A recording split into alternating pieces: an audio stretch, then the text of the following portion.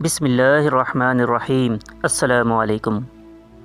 بس اس سنت پر عمل کریں، انشاءاللہ کسی بھی وظیفے کی ضرورت نہیں رہے گی، کیونکہ رسول اللہ صلی اللہ علیہ وسلم نے فرمایا کہ جو شخص صبح اور شام تین مرتبہ ان 3 سورتوں کو پڑھے گا، انہیں پھر کوئی بھی عمل یا کوئی بھی وظیفہ کرنے کی ضرورت نہیں رہے گی۔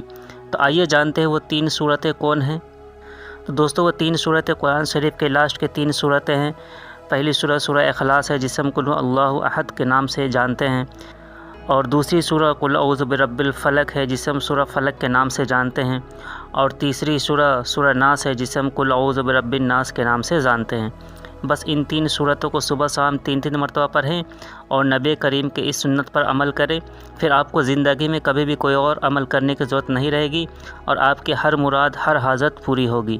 تو اس عمل کو کریں اور مالدار بنیں اور اپنے مقصد میں کامیاب ہو جائیں۔ تو اس ویڈیو کو زیادہ سے زیادہ آگے شیئر کریں، اور چینل پر نئے ہیں تو چینل کو سبسکرائب کر لیں۔ ملتے پھر کسی دوسری ویڈیو کے ساتھ۔ آج کی اس ویڈیو میں بس اتنا ہی۔ السلام علیکم۔